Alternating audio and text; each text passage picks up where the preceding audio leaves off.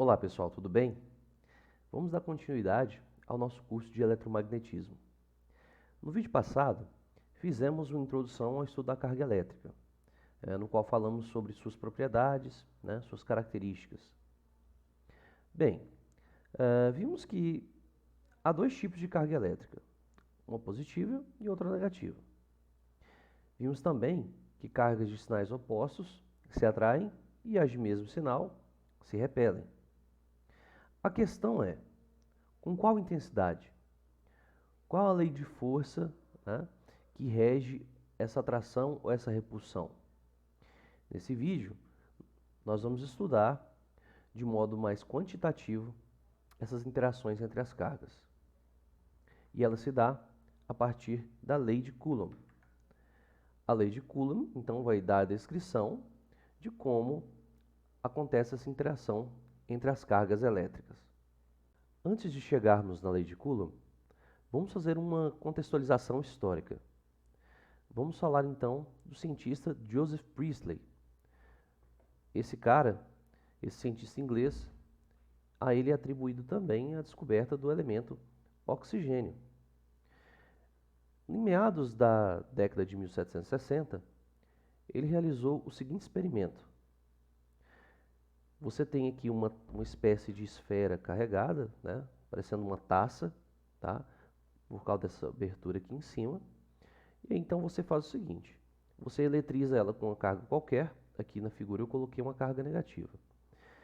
Eu pego então, por exemplo, um objeto condutor e aproximo aqui. Você percebe então que a parte externa carregada causa uma influência sobre esse objeto. Mas quando ele é colocado aqui dentro, o que vai acontecer? Ele não sofre influência alguma. Esse experimento levou Priestley a ter uma certa ideia de como poderia ser a forma da força elétrica. Então, qual foi a ideia de Priestley? Bem, já era conhecido nessa época os estudos de Newton sobre gravitação. O Newton já tinha demonstrado que se você tem uma casca esférica perfeita, ou seja, uma esfera oca, é que não haveria gravidade no seu interior, somente na sua superfície. Se a Terra fosse perfeitamente esférica, essa seria a situação que a gente teria. Bem, então Priestley, pensando nisso, disse, aqui dentro não tem influências. No experimento que eu fiz, não há influências também. Então significa que a lei da força que rege as cargas deve ser do formato matemático muito similar à apresentada por Newton na sua lei da gravitação universal. Na lei da gravitação universal, como nós conhecemos, a força gravitacional ela é diretamente proporcional ao produto das massas e inversamente proporcional ao quadrado da distância entre essas massas. G é a constante gravitacional universal. A ideia de Priestley fazia sentido, mas será que ela condizia com a realidade? Nós vamos ver isso a partir do experimento da balança de torção, que foi utilizado pelo cientista francês Charles-Augustin Coulomb, por volta de 1785. É interessante dizer que, poucos anos mais tarde, o cientista britânico Henry Cavendish utilizou essa balança de torção para fazer experimentos só que relacionados com a força gravitacional. Mas como funciona esse experimento? Essa balança de torção foi inventada por John Mitchell, um cientista inglês. E ela funciona da seguinte maneira. Nós temos aqui esse recipiente isolado, para que não possa haver aí a influência do ar. Aí nós temos um fio preso aqui nessa extremidade. E na outra extremidade nós temos um halter, que é formado aí por uma barrinha horizontal com duas esferinhas na ponta. Aqui nós temos uma outra barrinha, só com uma esfera na ponta. Tá? Todas as esferas aqui são condutoras. E aqui eu tenho uma escala, no qual eu vou medir os ângulos. Então, basicamente o que ele mede é a torção desse fio.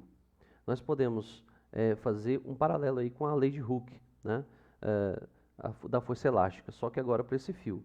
Esse torque, provocado pela força aqui, que vai agir nesse sistema, ele é calculado então da seguinte forma: torque é igual à constante de torção do fio vezes o ângulo θ, que vai ser o ângulo o qual esse halter vai girar e vai ser medido nessa escala.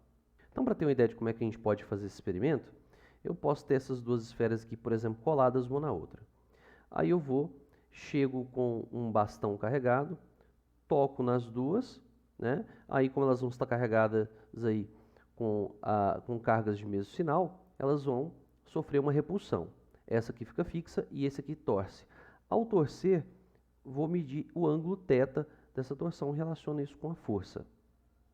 Bem, então, fazendo isso uma série de vezes, Coulomb chegou nas seguintes conclusões. Bem, eu posso retirar essas conclusões desse gráfico aqui, montado aí pelos valores que ele encontrou, tá?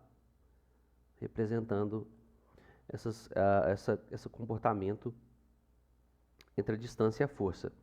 Então, nesse eixo aqui eu tenho a força, aqui eu tenho a distância entre aquelas cargas.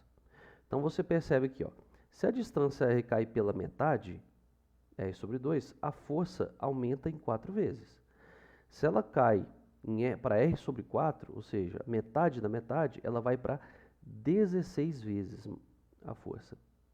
Então, se eu fizer o contrário, dobrando a distância, ela cai em 4 vezes. Né? Se eu quadriplicar a distância, ela cai em 16 vezes. Significa que a força é inversamente proporcional ao quadrado da distância. Então, a força é inversamente proporcional ao quadrado da distância. E é fácil ver também que, quanto maiores forem as cargas envolvidas, essa força também será maior. Com isso, nós podemos então dar uma forma aí para a lei de Coulomb. Nós podemos sintetizar a lei de Coulomb, que rege a interação entre cargas elétricas, da seguinte maneira: dadas duas cargas pontuais, Q1 e Q2, e a distância entre elas sendo R12, esta força entre elas terá uma intensidade que é diretamente proporcional ao produto das cargas, onde aqui aparece o módulo, ou seja, eu estou considerando sempre os valores positivos, tá? E inversamente proporcional ao quadrado da distância entre elas. Esta força e essas propriedades estão conectadas por essa constante de proporcionalidade K, tá? Que é a constante eletrostática do meio. Tá? E no vácuo, ela vale 9 vezes 10 a nona, Newton metro quadrado por Coulomb quadrado. Se eu estiver considerando, é claro, no sistema internacional, onde a força é dada em newtons e a distância é dada em metros. K sendo uma constante do meio, significa que esta força irá ter uma intensidade que é influenciada pelo meio em que as cargas estiverem. Então, se eu estiver na água, vai ser um valor. Se eu estiver no meio do óleo, será outro. Certo? Então, esta constante depende do meio. Bem, agora vamos dar algumas características mais específicas dessa lei de Coulomb. Essa expressão aqui nos dá a intensidade da força entre duas cargas. Mas a força é um vetor. Ela não tem só intensidade, ela não tem só um módulo. Ela tem direção e tem sentido. Vou usar essa primeira aqui como exemplo. A força elétrica, ela também é uma força chamada força central. Forças centrais estão sempre na linha, tá, que liga os dois objetos. Ou seja, se eu tomar aqui a distância R12, numa linha reta que liga as duas cargas, a direção vai estar sobre esta linha, a direção da força. Ou seja, a força elétrica está sempre na direção da linha que liga as duas cargas.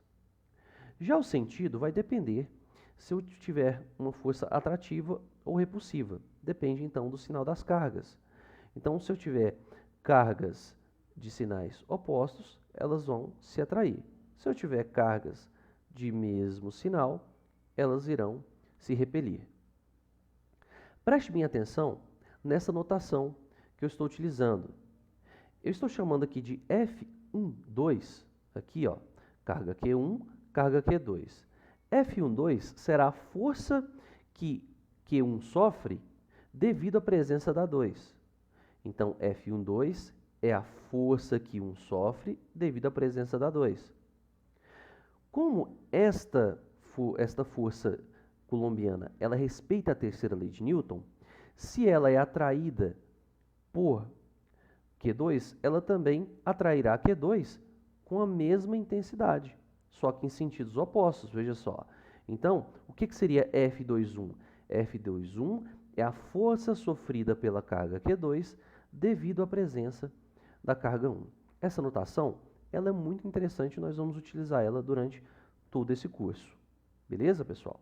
Então, fazendo uma menção à terceira lei de Newton, né, que é a ação e reação, eu posso dizer, tá, que estas forças F12 e F21 são iguais em módulo. Elas têm mesmo módulo e têm mesma direção também, só que ela tem sentidos opostos. Nós vamos falar isso na generalização mais tarde.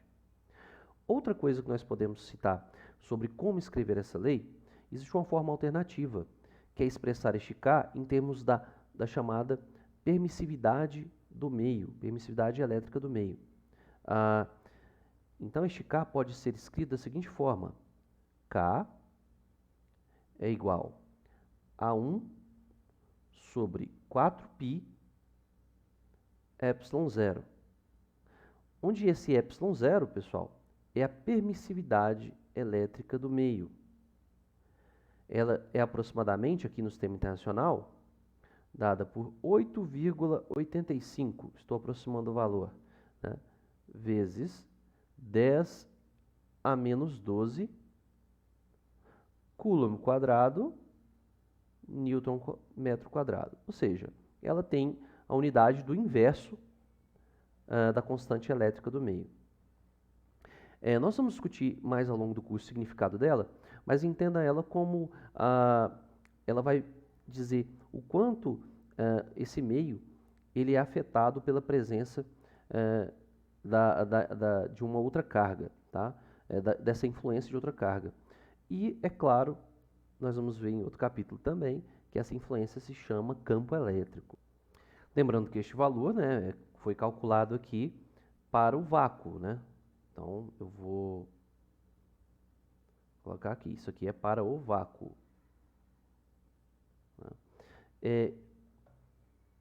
Nós, então, utilizando essa permissividade elétrica do meio, nós podemos reescrever a lei de Coulomb da seguinte forma. Então, a lei de Coulomb pode ser expressa assim, ó, F12, no lugar do K eu coloco 1 sobre 4π ε0, o produto aí do módulo das cargas,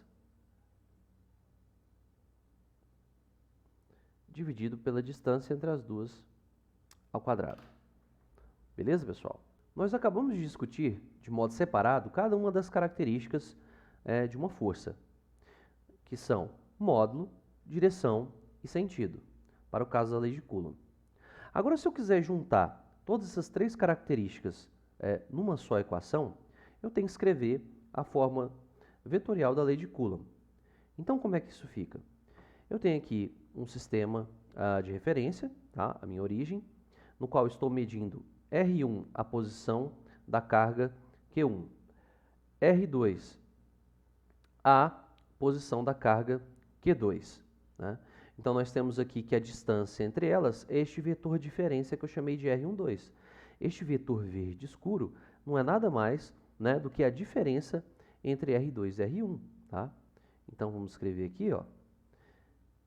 Aqui, R12 é a diferença, ou seja, a diferença vetorial entre R2 e R1. Beleza, né? Agora, vamos escrever a lei de Coulomb. Então, agora, qual força que eu vou escolher? Eu sei, né, que pela terceira lei de Newton, F12 e F21 são equivalentes, então qualquer uma, tá? Então, ou seja, pela terceira lei de Newton, escrevendo aqui na forma vetorial, isso aqui é F12, agora tem o vetor, né? É menos F21, onde este sinal menos indica que elas têm sentidos opostos. Escrevendo a lei de Coulomb, então vai ficar o seguinte, ó. Eu vou escrever então, já que elas são iguais, eu vou escolher essa que está para cá, ó, para a direita. Então vai ficar aqui, ó. Então F21 será 1 sobre 4πε0 vezes o produto das cargas, onde aqui eu estou omitindo os módulos, né, nós já sabemos, tá? Não preciso colocar toda hora, dividido pela distância R12 ao quadrado. Bem, se esse lado de cá tem um vetor, esse lado dessa equação está faltando um vetor. Mas eu não posso multiplicar por qualquer coisa, senão eu posso alterar o módulo. Então eu vou multiplicar pelo chamado vetor unitário. O vetor unitário, este verdinho aqui, ó.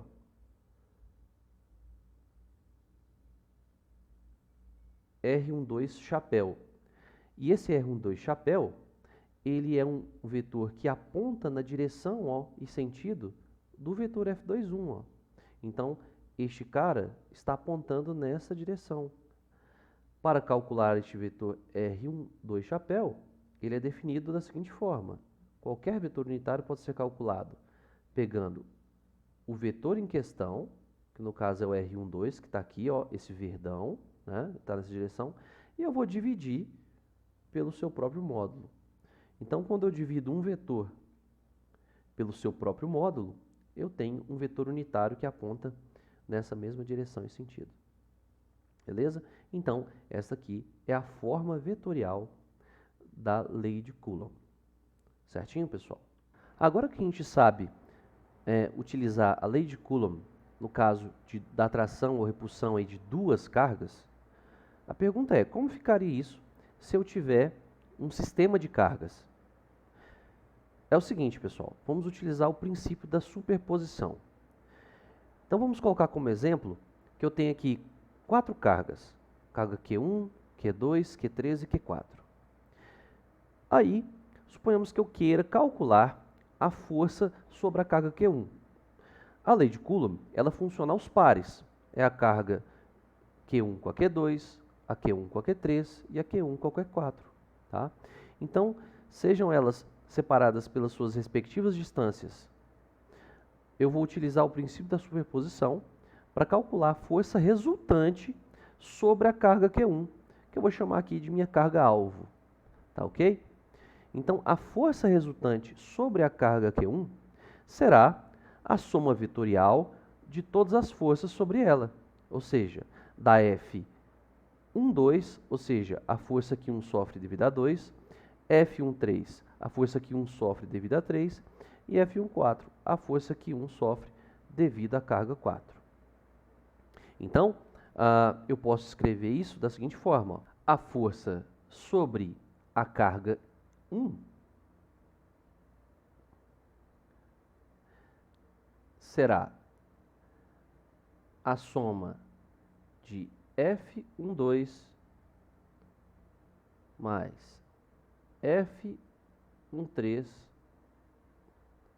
mais F14.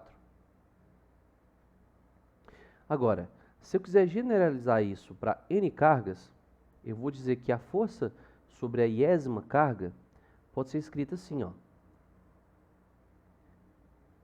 F sobre a iésima partícula será a soma em J igual a 1 com J diferente de I, uma vez que nós não temos índices, né, iguais, porque não tem como você exercer uma força sobre você mesmo, né? Então, vai ser a soma de F e J. Isso é a forma geral do princípio da superposição. Agora vamos considerar o princípio da superposição, só que num contexto em que tenhamos uma distribuição de cargas contínua. Bem, o que vem ser isso? Nós descobrimos como usar a lei de Coulomb, né, para quando eu tiver aí N cargas. Né, e sempre calculamos ali aos pares. Mas eram para cargas pontuais, ou seja, cargas de dimensões desprezíveis. Agora nós temos a seguinte situação. Nós temos aqui uma carga Q, ainda pontual, e agora nós temos uma distribuição de cargas aqui num corpo, cujo corpo não tem um volume desprezível, ou seja, não posso escrevê-lo como uma carga pontual. Ele tem um volume V e está carregado com uma carga Q. Então este corpo é formado aí por infinidade de cargas, está carregado aí por uma grande quantidade de cargas. Tão grande, né, que eu poderia passar aqui eternidade contando, né? Bem, teoricamente contar é fácil. Basta eu escrever o seguinte, ó, a quantidade de carga Q total que ele possui vai ser o que? A soma de I igual a até N cargas de cada uma dessas carguinhas. Bem, teoricamente é bem fácil. Mas vamos lá. Se este número fica muito grande, você concorda comigo que essa distribuição vai passar a ser contínua, ou seja, eu não vou mais conseguir identificar o que é uma carga ou outra. Eu vou ter um contínuo de cargas, tá? Como se fosse um líquido, um fluido. Né? Ou seja, você não conta as gotas de água, você conta ela em litros, certo? Você conta com uma quantidade contínua. Então, se esse número de cargas cresce, é muito mais interessante eu escrever esse corpo em termos não da sua carga, mas em termos de uma densidade de cargas. Tá? Então, é isso que vai acontecer. Eu vou supor que esse número vai ficar muito grande. Tá? Então, eu vou dizer que este corpo tem uma densidade volumétrica de cargas, que eu vou chamar aqui de ρ, tá?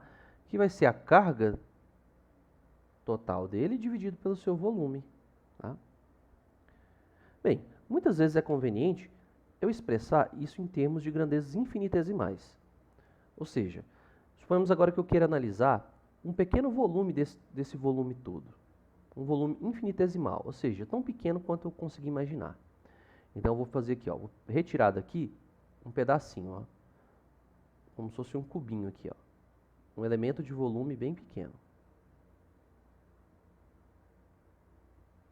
Este vai ter um volume dV e vai ter uma carga dQ, uma fração, né, somente das cargas. Então, eu posso escrever minha densidade em termos, né, desses caras. Isso aqui vai ser o quê? Meu dQ sobre o meu dV. Agora, usando técnicas que a gente conhece do cálculo, eu posso integrar e descobrir qual que é a quantidade de carga, em vez de somar discreto. Eu faço uma soma contínua. Então, eu terei o seguinte, ó, que dQ, só multiplicar cruzado aqui, ó, dQ é igual a ρdV. Rho vezes dV. Se eu integrar dos dois lados, eu vou ter então que Q, que é a carga total deste corpo, vai ser integral da densidade integrado aí no volume. Isso então é uma forma contínua dessa expressão aqui da somatória. Tá? Isso aqui é para uma quantidade de cargas discretas, que eu vou contando carga 1, carga 2, carga 3, e aqui é uma soma contínua, que eu chamo no cálculo de integral. Beleza? Bem, até agora eu consegui então mostrar como eu faço para somar cargas de maneira contínua. Agora eu quero saber como é que eu vou calcular a influência, né, de todo esse corpo sobre essa carga pontual. Então vamos lá. Eu vou colocar aqui, ó. Para fazer isso, eu vou considerar a seguinte situação. Eu vou considerar este volume, né, esse pequeno elemento de carga aqui, ó, que tem volume dV. E da mesma forma que eu fiz, eu vou somar a contribuição de todas essas cargas e calcular a força total. Mas, para tanto, eu vou dizer o seguinte, ó, este volume aqui, esse dV, que tem carga dQ, faz uma força aqui, ó, nessa carga aqui. Vamos supor aqui que essa força aponta para cá. Esta força não é a força total que esse corpo faz, mas somente devido a esse pequeno volume. Então, você já deve imaginar que se eu quiser a força total, eu vou ter que somar sobre todo o volume desse corpo, né? Então, este elemento de carga dQ faz sobre essa carga pontual um elemento de força dF. E para calcular a força total, eu vou ter que fazer o quê? Integrar. Então, vamos escrever a lei de Coulomb para este pedaço aqui. Como é que vai ficar? Ó, escrevendo a lei de Coulomb, que a gente já conhece, para essa situação, olha o que eu vou ter. Eu vou ter aqui, então, que o meu dF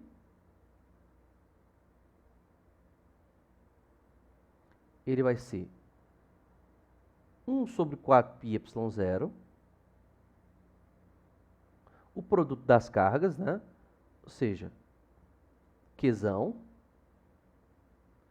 vezes, qual o valor dessa carga aqui? É dQ, né?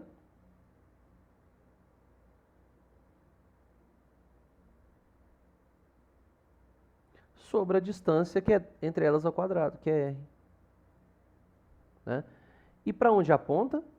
Ela aponta na direção do vetor R, que eu vou ter que colocar um vetor unitário, que eu vou chamar aqui de R chapéu. Essa é a expressão da lei de Coulomb, né, para a influência que a força, né, que esse corpo faz, somente, na verdade, esse trecho desse corpo faz sobre essa carga. Se eu quiser calcular total, o que eu teria que fazer, gente? Eu teria que integrar isso aqui. Né? Então, como é que vai ficar? A minha força total será 1 sobre 4π epsilon 0, tá? Integral de Qzão aqui, mas o dQ é o quê? É ρ dV, né? Rho dV. Rho dV, tudo isso dividido pela distância ao quadrado, vezes o vetor R chapéu. Essa expressão que a gente acabou de obter nos dá, então, como calcular a força, tá? De uma distribuição de cargas contínua sobre um elemento sobre uma carga pontual. Beleza? Então, nós vamos ter que fazer o uso do cálculo. Olha, dependendo da geometria do meu problema, eu posso ter diferentes tipos de densidade de carga.